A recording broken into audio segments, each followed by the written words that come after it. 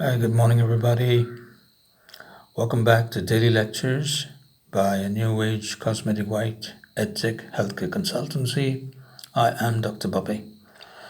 We're on the subject of molecular biotechnology, and we're on the chapter of microbial insecticides.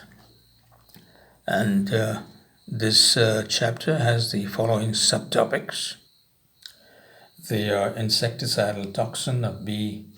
thuringiensis, mode of action and use, toxic gene isolation, engineering of B. thuringiensis, toxin genes, synthesis during vegetative growth, broadening the spectrum of target insects, improving delivery of a mosquitocidal toxin, protecting plant roots, protoxin processing, preventing the development of resistance, improved biocontrol, baculoviruses as biocontrol agents, mode of action, genetic engineering for improved biocontrol, summary, and review questions. Right on, going on to the subject matter proper. A brief intro as usual before we can go into the real details. So, of all classes of organisms, insects have the largest number of described species, more than 750,000. Insects negatively affect humans in a variety of ways. They cause massive crop damage and they act as vectors of both human and animal diseases.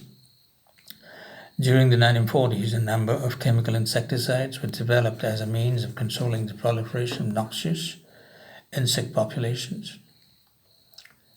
One of these was the chlorinated hydrocarbon DDT, dichloro-diphenyl trichloroethane, which had originally been synthesized in the 1870s but was not recognized as an insecticide until the late 1930s.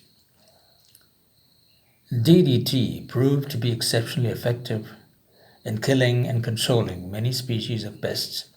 Chlorinated hydrocarbons such as DDT function by attacking the nervous system and muscle tissue of insects. Later, other chlorinated hydrocarbons such as dieldrin, aldrin, chlordane, lindane, and toxaphene were synthesized and applied on a massive scale against crop pests and insects that carry infectious agents. Organophosphates, another class of chemical insecticides that includes malathion, parathion, and diazinon, were initially developed as chemical warfare agents. Now they are used to control insect populations by inhibiting the enzyme acetylcholinesterase, which hydrolyzes the nerve transmitter acetylcholine, thereby disrupting the functioning of motor neurons and neurons in the brain of the insect. By the early 1960s, over 100 million acres of U.S. agricultural land was being treated annually with chemical insecticides. At about that time, researchers realized that chlorinated hydrocarbon insecticides, to a large extent, and organophosphate insecticides to a lesser extent, had dramatic and immediate side effects and long-term and indirect effects on animals, ecosystems, and humans. Chlorinated hydrocarbons, exemplified by DDT, were found to persist in the environment for more than 20 years and to accumulate in increasing concentrations through food chains. This bioaccumulation in fatty tissues had a significant biological impact on many organisms. For example, in North America, many species of birds, including peregrine falcons, sparrows, hawks, bald eagles, brown pelicans, and double-crested cormorants, underwent severe population declines. During the 1950s, as the target insect pest populations became increasingly resistant to treatment with any or many chemical insecticides, higher concentrations of the insecticides were applied to control the pests. In addition, chemical insecticides were found to lack specificity. Consequently, beneficial insects were killed along with those that were considered to be pests. In fact, in some instances, the natural enemies of the insect pest species were killed off more efficiently than the target organisms, with the bizarre result that pesticide treatment led to great numbers of the insects.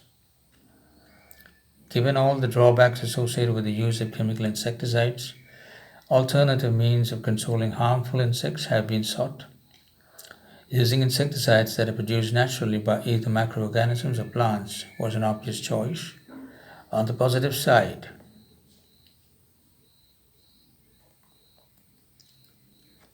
these compounds are usually highly specific for a target insect species, biodegradable, and slow to select for resistance. But on the negative side, they are low potency and higher cost of production limit their use for a variety of reasons.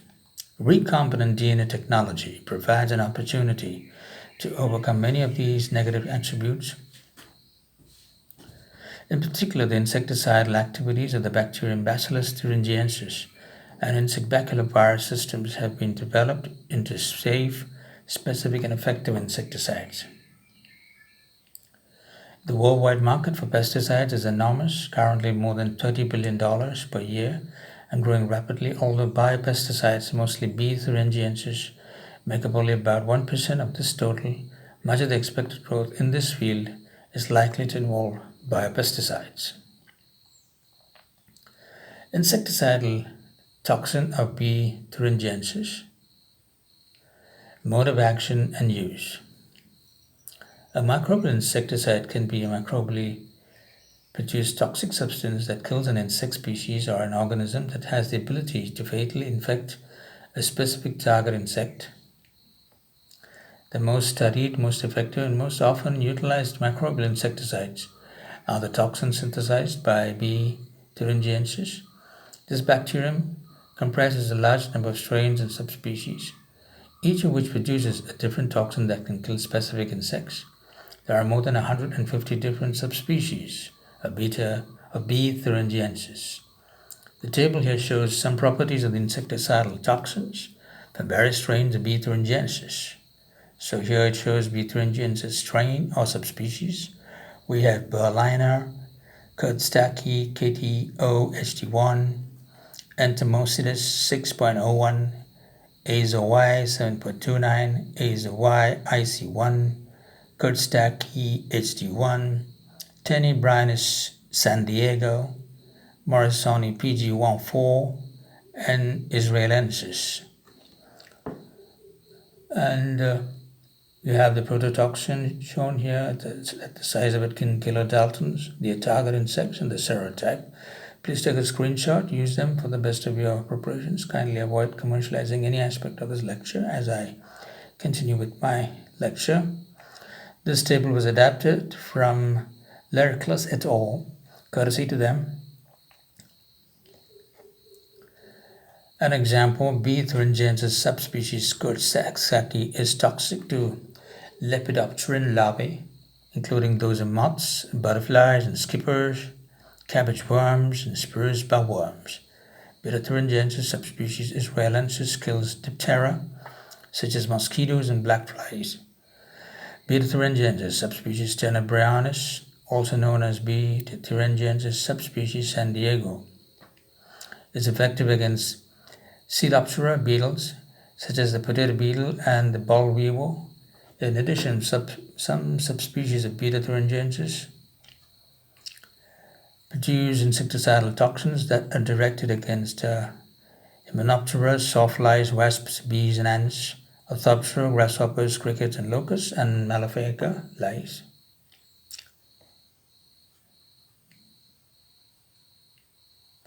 The insecticidal activity toxin of B. thuringiensis subspecies Kurtztaki, first discovered in 1911, and in other strains is contained within a very large structure called a parasporal crystal, which is synthesized during bacterial sporulation.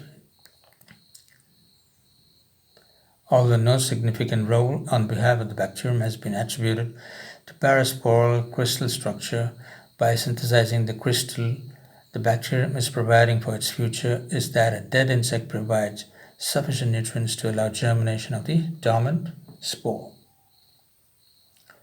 The paraspore crystal contains approximately 20 to 30% of the dry weight of a sporulated culture and usually consists mainly of protein 95% and a small amount of carbohydrate 5%. About 150 different paraspore crystal proteins, proteins, are known. The crystal is an aggregate of protein that can generally be dissociated by mild alkali treatment into subunits. The subunits can be further dissociated in vitro by treatment with beta-mercaptoethanol, which reduces disulfide linkages. The insecticidal toxins from the beta thuringiensis strains were previously grouped into 4 major classes: KORAH-1, KORAH-2, KORAH-3, and KORAH-4, based on the insecticidal activity of the toxin. These proteins were further organized into subclasses A, B, C, etc., and subgroups A, B, C, etc. In the past few years, as increasing numbers of beta thuringiensis strains were isolated and the genes were characterized, it became clear that the original classification was unable to accommodate many of the newly discovered beta thuringiensis toxins genes. Therefore, a new system of beta thuringiensis gene classification was introduced. In the current classification scheme established in 1998, beta thuringiensis insecticidal KORAH proteins are assigned designations based on the degree of evolutionary divergence as estimated by certain mathematical algorithms. The scheme is readily visualized by constructing a phylogenetic tree based on the amino acid sequences of beta thuringiensis toxin proteins, that is KORAH proteins, figure 16.2. Basically, the amino acid sequences of the proteins are compared, and if the proteins are identical, then they are 100% homologous. If only 50% of the amino acids are the same, then the proteins have 50% identity. The relationship among a set of protein sequences can be deduced and represented as a branch tree. The nodes, branch points of the tree, represent points of divergence. For the classification of the beta thuringiensis KORAH proteins, a 4-part naming system was devised. Demarcation set at 95, 78, and 45% homology, showing the boundaries that define the different nomenclature ranks. The name that is given to a particular toxin depends on the location of the node where the toxin protein sequence enters the tree relative to these set boundaries. A toxin that joins the tree to the left of the leftmost boundary is assigned a new primary rank, an Arabic numeral. One that joins the tree between the central and left boundaries is assigned a new secondary rank, an uppercase letter. One that joins the tree between the central and the right boundaries is assigned a new tertiary rank, a lowercase letter. And one that joins to the right of these diagrams shall be explained later.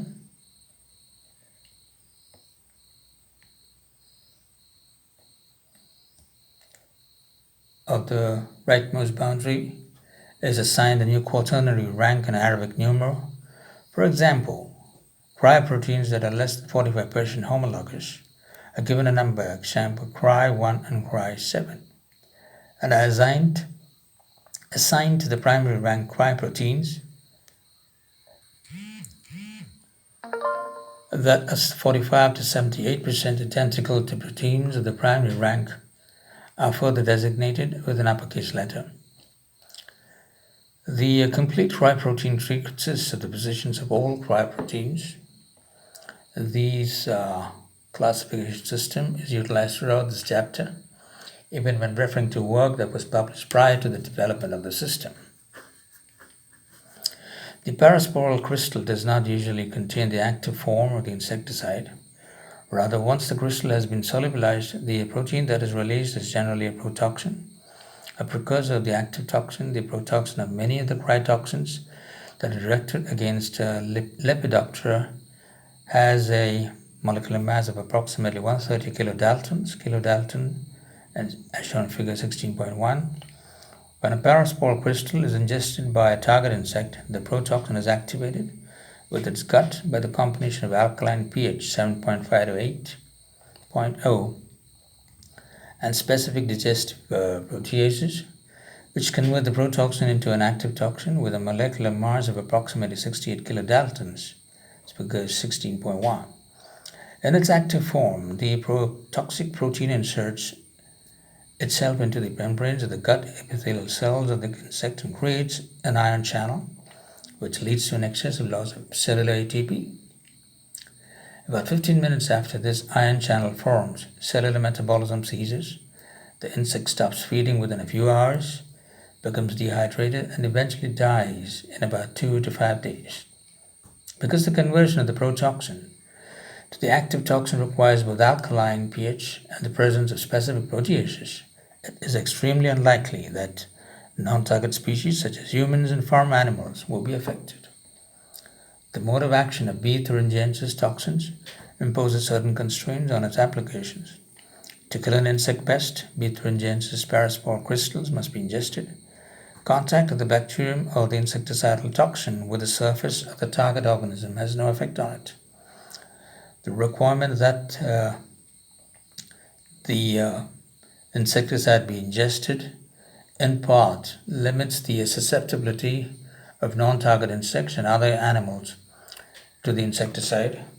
Beta thuringiensis is generally applied by spraying, so it is usually formulated with insect attractants to increase the probability that the target insect will ingest the toxin. However, insects that bore into plants or attack plant roots are less likely to ingest a beta thuringiensis toxin that has been sprayed on a host plant, so other strategies have been devised to control such pests. One approach is to create transgenic plants that carry and express B. thuringiensis toxins so that they are protected from infestation throughout the growing season. See Chapter 18. It was recently discovered for gypsy moths and suggested to possibly be the case for other insects as well, that the beta thuringiensis toxin does not kill the larvae by itself as previously thought. Rather, bacteria that are part of the insect's gut microbial community are required for toxicity to the insect. Elimination of the insect's gut bacteria by oral administration of antibiotics abolished beta thuringiensis insecticidal activity, and reintroduction of an Enterobacter sp. that is normally part of the insect's gut microbial community restored this activity. Let me repeat, and reintroduction of an Enterobacter sp. that is normally part of the insect's gut microbial community restored this activity. The data indicate that the beta thuringiensis toxin enables the enteric bacteria to reach the insect hemocoel by permeabilizing the gut epithelium. In this way, the insect is killed much more rapidly than might otherwise be expected. The discovery that beta thuringiensis insecticidal activity depends on insect enteric bacteria should not have any significant effect on the efficacy or use of beta thuringiensis based insecticides. However, this information may be important in the design and execution of some laboratory experiments intended to better understand the functioning of beta thuringiensis insecticidal strains and to facilitate the development of improved biological insecticides. A limiting feature of the action of beta thuringiensis toxin is that it can kill a susceptible insect only during a specific developmental stage. Therefore, the toxin must be applied when the pest population is at a particular stage in its life cycle, generally the larval stage. The other major impediment to more widespread application of beta thuringiensis stachy is that it costs from 1.5 to 3 times as much as chemical insecticides. The limitations and the cost notwithstanding, several subspecies of B. thuringiensis have been approved for use and have rapidly gained widespread acceptance. Table 16.2. Beta thuringiensis subspecies Coatesdackie was first discovered in 1901, although its commercial potential was largely ignored until 1951. Within recent decades, however, Beta thuringiensis subspecies Coatesdackie has become the major means of controlling the spruce budworm in Canada in 1979 approximately. 1% of all the forest area in Canada that was treated with the insecticide to combat the spruce budworm, about 2 million hectares or 8,000 square miles, was sprayed with beta thuringiensis subspecies Godstacki. The remainder of the treated forest was sprayed with chemical insecticides. By 1986, the use of beta thuringiensis subspecies Godstacki increased dramatically. It was used to treat approximately 74% of the forest sprayed in that year for spruce budworms. In other countries, beta thuringiensis subspecies Godstacki has been used against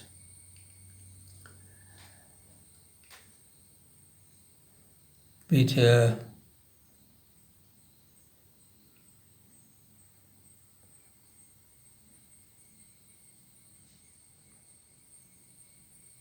tent caterpillars, gypsy moths, cabbage worms, cabbage loopers, and tobacco hornworms.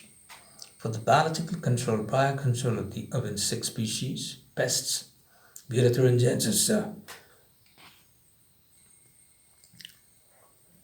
subspecies Godstacki is typically applied by spraying approximately 1.3 into 10 raised to 8 to 2.6 in 10 raised to 8 spores per square foot.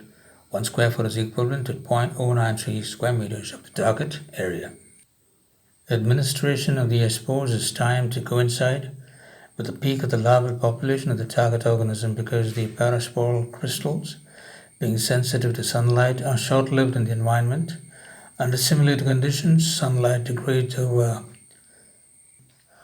60% of the tryptophan residues of the parasporal crystal within a 24-hour period, thereby rendering the protein inactive. Depending on the amount of sunlight present, parasporal crystals may persist in the environment for as little as a day or as long as a month. The lack of persistence of the insecticidal protoxin in the natural environment means that the natural selection of resistant insects is highly unlikely. Toxin gene isolation. To develop beta thuringiensis based insecticides that have general potencies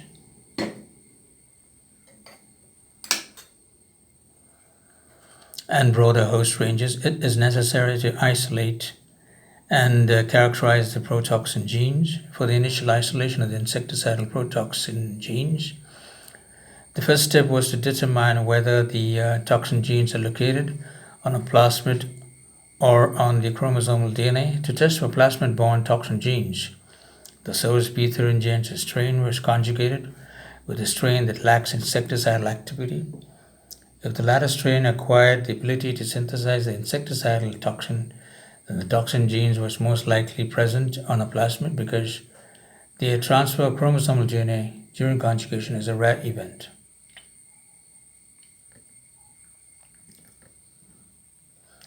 The procedure for isolating a protoxin encoding DNA sequence is a familiar one.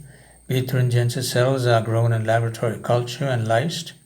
The total cellular DNA is isolated and separated into plasmid and chromosomal DNA fractions by cesium chloride CSIR gradient centrifugation.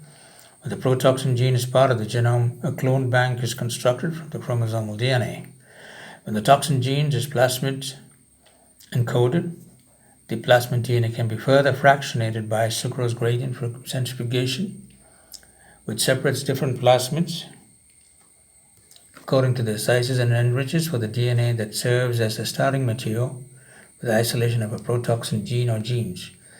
B. thuringiensis subspecies Godstacki contains an insecticidal protoxin gene on one of several different plasmids that are approximately 2.0, 7.4, 7.8, 8.2, 14.4, 45, and 71 kilobase pairs kb in length.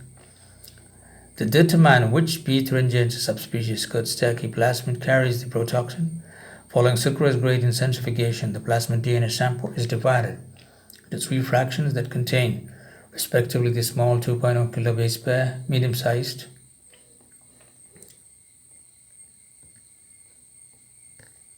(7.4), 7.8, 8.2, and 14.4 kilobase pairs. and large 45 and 71 kilobase pairs plasmids. The fraction with the small plasmid is discarded because the plasmid is too small to encode a protein equivalent to the 130 kilodalton protoxin. A protein of this size requires at least 4 kb of coding DNA. The medium and large plasmid fractions are each partially digested with the restriction enzyme SAU3A1 and then ligated into the BAM-H1 site of plasmid PBr322. In the original experiments, these clone banks were transformed into Escherichia coli, and then the colonies were screened immunologically by the following procedure to detect clones that expressed a KORAH protein and therefore carried a KORAH gene. Colonies were transferred from agar plates to a nitrocellulose membrane. The transferred colonies were lysed with organic solvents. All available sites on the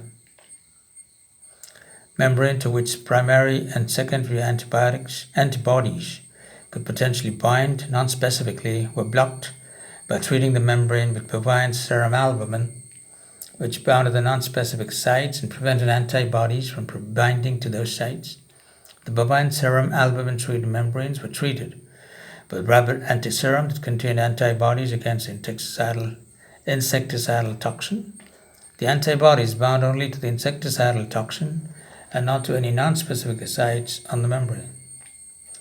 The membranes were washed to remove unbound antibodies and then treated with 1,2,5-iodine labeled Staphylococcus aureus protein A, which I presume it's iodine, which bound only to the Fc portion of the bound antibodies and not to any non-specific sites on the membrane.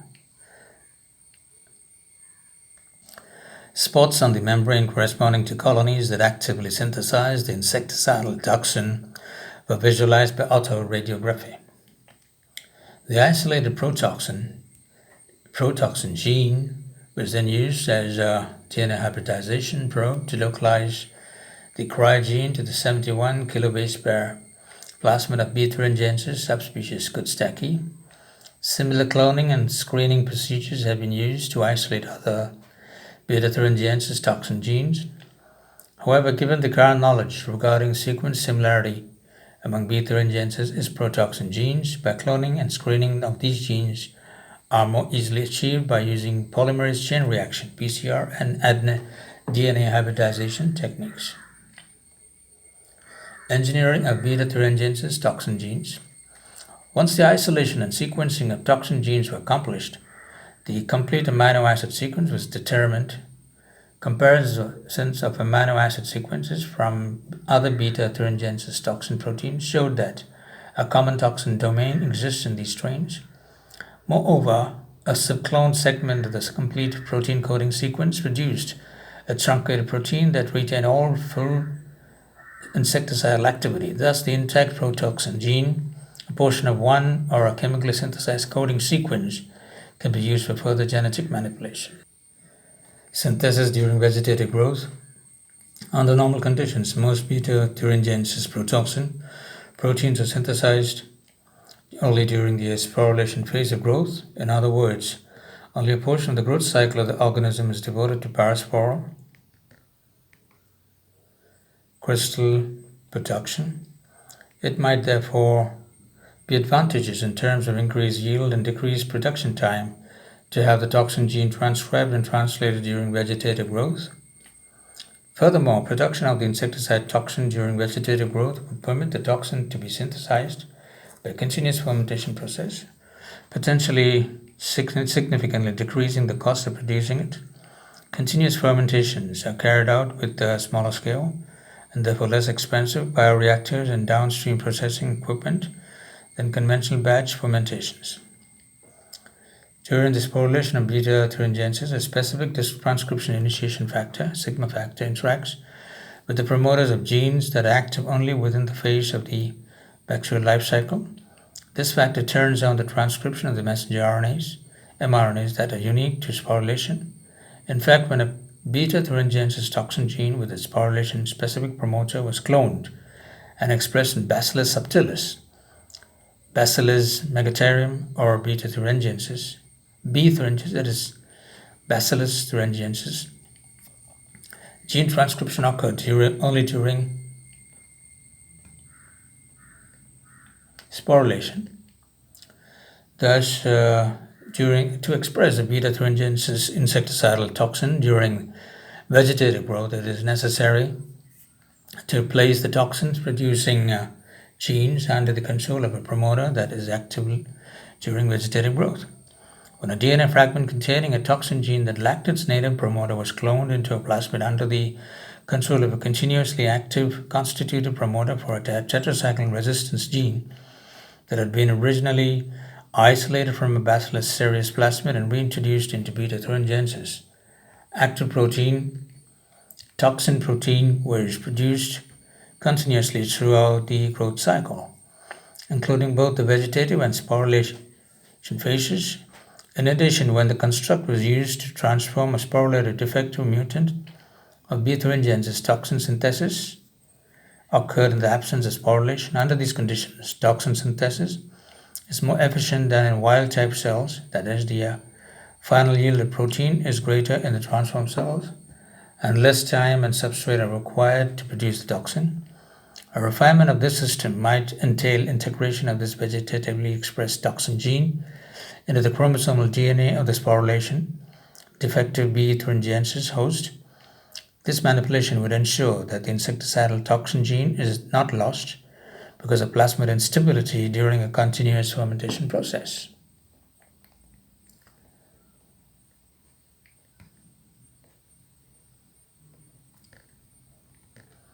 Unlike that of most other beta Bacillus thuringiensis toxin protein KORAH genes, the expression of KORAH3A is normally controlled by a vegetative promoter rather than by a sporulation-specific promoter. The KORAH3A gene encodes a toxin that is directed against coelopterian larvae when a mutant strain of Bacillus thuringiensis that was unable to form spores was transformed with a plasmid carrying a clone, the KORAH3A gene. The insecticidal toxin was both overproduced and stabilized in comparison to when this protein was produced in the wild-type strain. This result suggests that other KORAH genes that are normally expressed only during sporulation could be placed under the control of the KORAH3A promoter and overproduced by expressing these constructs in a sporulation defective Bacillus thuringiensis mutants. In one experiment, a chimeric KORAH1C, KORAH1AB gene was constructed, placed under the transcription control of the vegetative KORAH3A promoter, and then integrated into the chromosomal DNA of a non-sporulating derivative of beta thuringiensis, subspecies Kostecki. The chimeric KORAH1C, KORAH1AB gene consisted of approximately 2.2 kb of DNA from the KORAH1C gene and 1.3 kb of DNA from the KORAH1AB gene. Although the mature toxin that is produced following proteolytic cleavage of the hybrid protoxin is identical to the toxin that is produced from the KORAH1C gene, this toxin was found to be considerably more active than KORAH1C.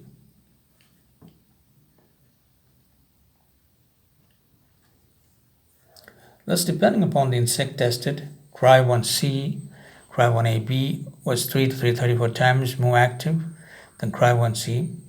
This seemingly strange result probably occurs because of the increased stability to proteolytic digestion of the KORAH1AB portion of the hybrid protoxin protein, which is removed upon activation of the protoxin. The non-sporulating B thuringiensis host strain had a disrupted SIGK gene, which encodes the sigma factor 28, the sigma 28, which is required for sporulation specification transcription. Other workers have created non-sporulating B. thuringiensis strains by inserting modified protoxin genes into the late-stage sporulation gene, spore BRT. Since the chimeric protoxin KORAH1C, KORAH1AB was encapsulated with the bacterial cells, the protein was considerably more resistant to the degradative effect of ultraviolet UV light, which rapidly inactivates the brood toxin that is normally secreted outside of the bacterial cell during sporulation. In addition to increased potency and greater UV resistance, the environmental persistence of the non-sporulating mutant was significantly decreased compared with that of the sporulating wild-type strain. This may actually be an advantage since it is less likely that the non-sporulating mutant would transfer any of its DNA to other organisms in the environment. Broadening of the spectrum of target insects. Because many crops are attacked by more than one insect species, it will be advantageous if feasible to create microbial insecticides that are effective.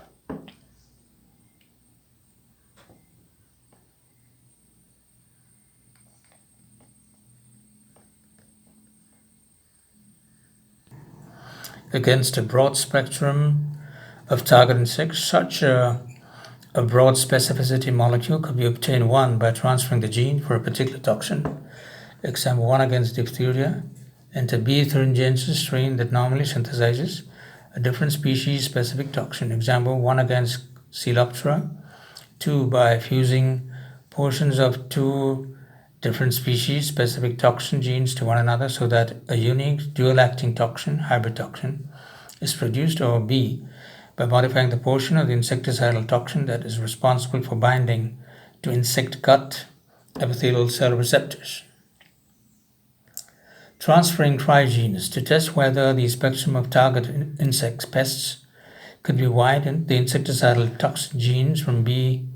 thuringiensis subspecies AIIMS and tenebrionis were cloned into shuttle vectors that could be maintained in both B. thuringiensis and E. coli.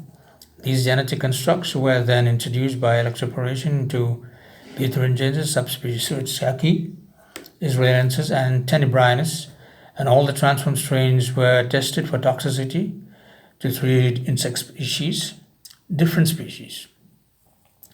In each case, the toxicity of the native host toxin proteins was maintained, and in most cases, the introduced toxin gene was also expressed, an active toxin with the same specificity as the toxin produced by the source bacterium.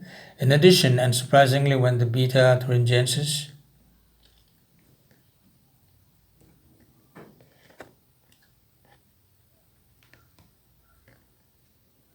subspecies tenebrionis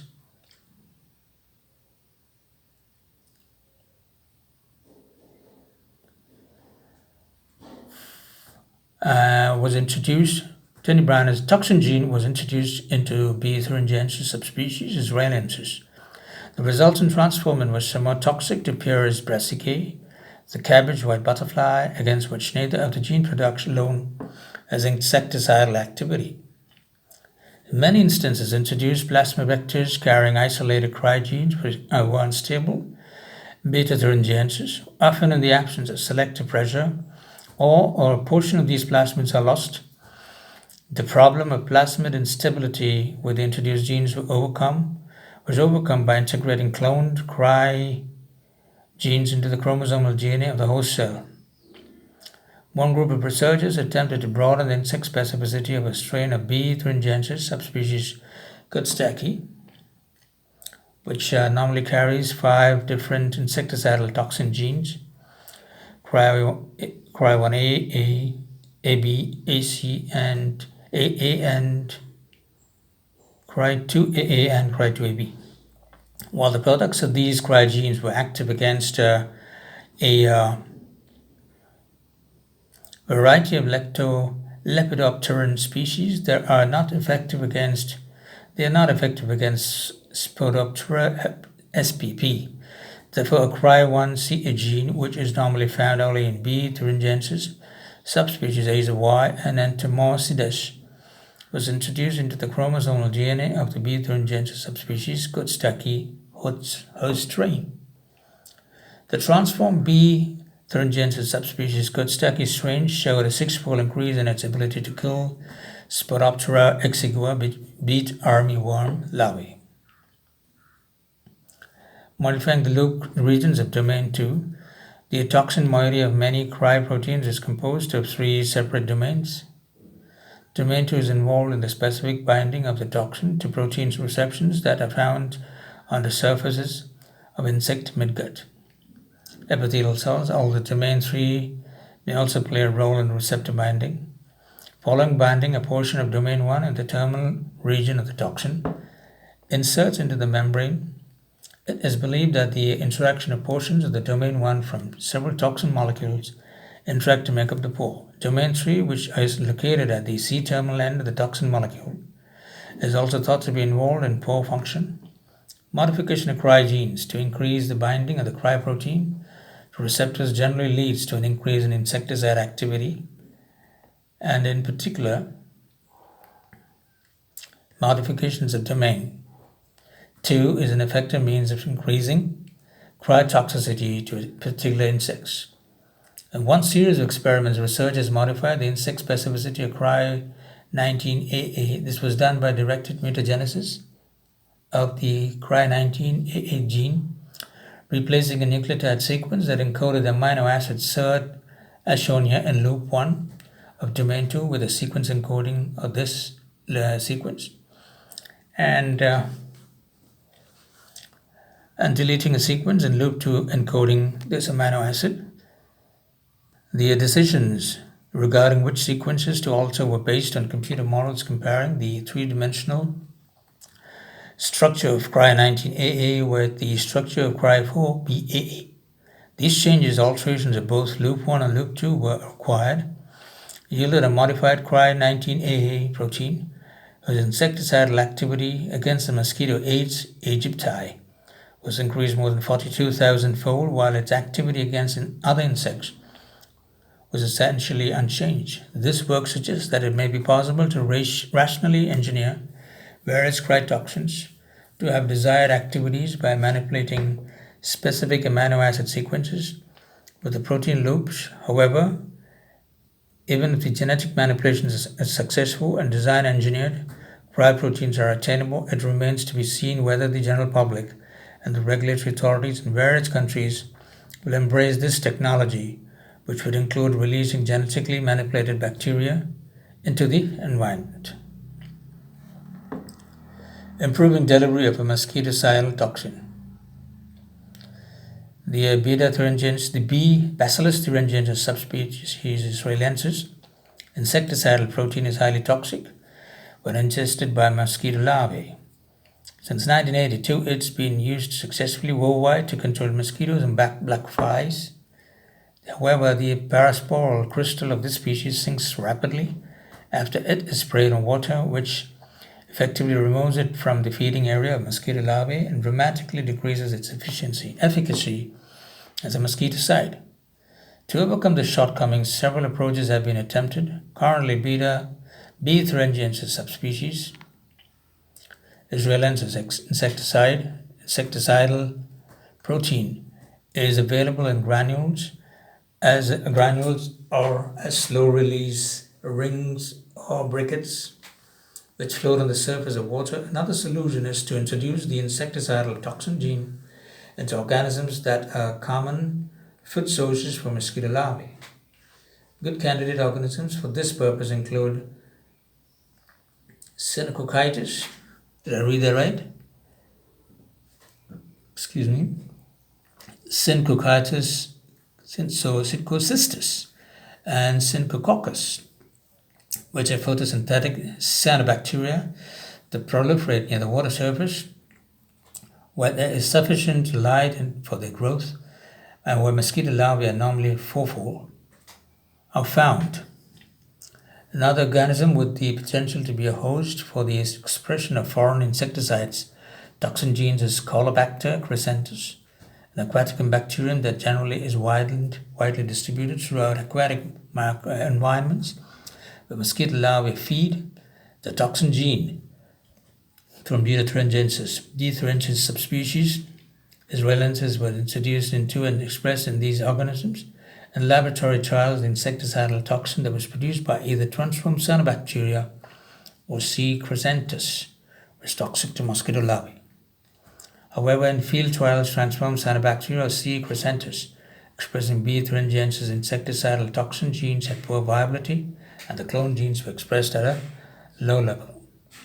Possible alternative hosts for the expression of mosquitocidal KORAH genes is St. cacolus eccentricus, a gram-negative aerobic bacterium that is found in aqueous environments near the surface of the water. In a series of experiments, A. eccentricus was transformed with a broad host range plasmid vector that carried the genes for mosquitocidal toxin proteins produced by a strain of Bacillus sphaericus, a bacterium similar to B. thuringiensis, under the control of the TAC1 promoter, which is a variant of the TAC promoter.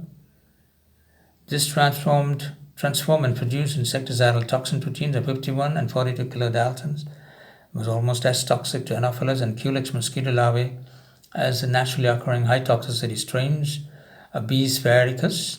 However, unlike B. sphaericus, A. eccentricus does not sink when it is sprayed onto ponds infested with mosquito larvae. Moreover, A. eccentricus is inexpensive to produce, as can be grown on much simpler media, and either B. sphaericus or B. thuringiensis. It does not have a high level of protease activity, so the insecticidal toxin is not readily degraded. It is well adapted to environments such as those near the surface of standing water that are exposed to relatively high levels of UV light. Thus, A. eccentricus cells should not be as sensitive to inactivation by UV light as those of either B. sphaericus or beta thuringiensis. However, to use a genetically engineered strain of A. eccentricus to control mosquito populations in the environment, it would be necessary to integrate the insecticidal toxin genes into the chromosomal DNA without antibiotic resistance genes. Protecting plant roots. Insects that attack the roots of plants are not affected by thuringiensis-based insecticides that are sprayed onto leaves and shoots. However, it is possible to introduce the toxin gene from a B. thuringiensis strain into a bacterial species that colonizes the region adjacent to plant roots, the rhizosphere. The engineered bacteria could be introduced into the soil where they would synthesize the insecticidal toxin and release it into the area immediately surrounding the plant roots, thereby conferring protection against root attacking insects. In addition, as long as the engineered bacteria were able to persist in the soil, they would continue to synthesize the insecticidal toxin, thus obviating the need for repeated spraying of either biological or chemical insecticides. This approach has been tested on a small scale. The gene for B. thuringiensis subspecies Kutstaki insecticidal toxin was integrated into the chromosomal DNA of a strain of P. fluorescens that colonizes corn, maize roots. The integration of the toxin gene was achieved as follows. A transposon TN5 element had been cloned into a plasmid. That had been cloned into a plasmid was genetically modified by altering portions of its left and right borders and deleting its transposase gene. Such an altered TN5 element cannot be excised from the plasmid even by exogenous transposase, because the left and right borders are not recognized by the transposase. An isolated B. thuringiensis subspecies Kutstaki insecticidal toxin gene was spliced into the middle of the altered TN5 element on the plasmid and placed under the control of the constitutive promoter. A wild-type TN5 element was transposed into the chromosome of the crude colonizing strain of P. fluorescens. The plasmid carrying the altered TN5 element with the insert toxin gene was introduced into P. fluorescens carrying the integrated wild-type T5 element. Homologous recombination by means of a double crossover between the transposable TN5 element on the plasmid that carried the toxin gene and the chromosomally integrated wild-type TN5 led to the integration of the altered TN5 with the toxin gene into the chromosomal DNA with the concomitant loss of the wild-type TN5 element. In this form, the toxin gene is unlikely to be lost either during large-scale laboratory growth or after release of the engineered microorganism into the environment. Also, the probability of transfer of the toxin gene to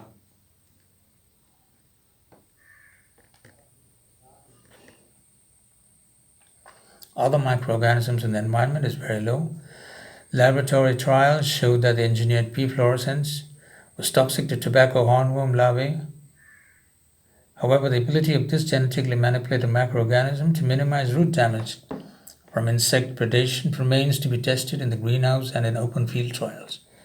In other laboratories, various B. thuringiensis insecticidal toxin genes have been introduced into the chromosomal DNA of a number of different microorganisms. For example, the KORAH-1AC genes were introduced into a strain of P. fluorescens and found to protect sugarcane plants against the sugarcane borer. L-danasaccharine, also when the gene was used to transform Clavibacter xylem subspecies Sanodontis, a bacterium that normally inhibits the xylem of Bermuda grass. The bacterium protected corn plants from damage caused by the European corn borer, Ostrina nubularis. Protoxin processing. Occasionally during the proteolytic processing of the protoxin to the active toxin, the insect midgut protease continue to cleave the toxin protein and thereby render it inactive. This degradation process occurred when the 63 kilodalton Cry2AA1 protoxin was treated with the midgut juices of the gypsy moth Lymantria dispar. The midgut juices, which contain the protoxin processing protease, first cleave the protoxin on the C-terminal side of tyrosine 49, producing the active 58 kilodalton Cry2AA1 toxin. However, continued incubation of the toxin with the midgut enzymes resulted in the cleavage of the toxin on C-terminal side of Lu144. The second cleavage inactivated the toxin, producing an inactive 49 kilodalton protein, dramatically reducing its effectiveness. To ascertain that this result was not an artifact, researchers radiolabeled the Cry2AA1 protoxin and showed that this excessive cleavage was also occurred in vivo. To try to prevent the production of the inactive form of the toxin, the protoxin gene was altered in 5 different ways by site-directed mutagenesis. The amino acid residue in position 144 of the protoxin was changed from leucine to aspartic acid, alanine, glycine, histidine, or valine. All of the mutant proteins yielded a higher level of active toxin than the native form, and with exception of the leucine to histidine change, the active mutant toxin proteins were no longer cleaved to an inactive form. Since the C-terminal half of many B. thuringiensis insecticidal protoxins is not toxic to insects, it would be advantageous in that half of the protein could be eliminated. Then the cellular resources that had previously gone into synthesizing the C-terminal half of the protoxin might be used to synthesize more of the active toxin, thereby increasing the amount of toxin that a bacterium might produce. Unfortunately, when such truncated Cry1 genes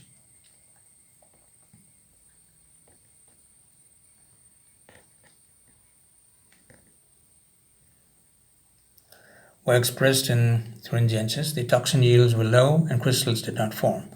This lecture will be over in a minute and a half from now. We continue in the next lecture. To remedy this situation, several genetic elements that were known to enhance the synthesis and crystallization of natural truncated Cry proteins were tested both separately and together in order to improve the stability and yield of truncated Cry1C.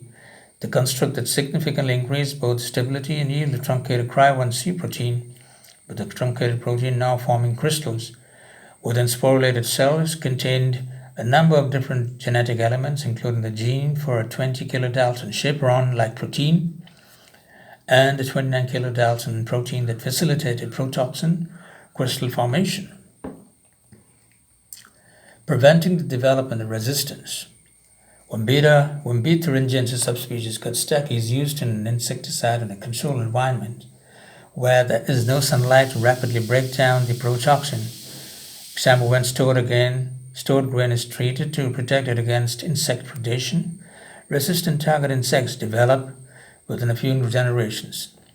This inherited resistance is typically due to an alteration in a midgut membrane protein that normally acts as a receptor for the thuringiensis subspecies Kutsteki protein. Resistant insects accumulate because the protoxin persists under these conditions and selects for resistant individuals. The lesson here is that the simplest way to avoid selecting for insects that are resistant to thuringiensis subspecies Kurtzstacki in the absence of sunlight is to limit the use of this bacterium to field applications. However, extensive annual use, even under natural conditions, may result in a level of persistence high enough to allow selection to occur. As larger quantities of thuringiensis are used over a wide geographical area, the probability that resistant strains of insects will be selected will increase. And these strategies, which may be utilized with thuringiensis that is sprayed with transgenic plants expressing the insect toxin, include the following: the use of 2 or more thuringiensis insecticidal toxins, and the details of this will be given in the next lecture, as I'm closing down for this lecture right now. Thank you. Take notes. Best wishes.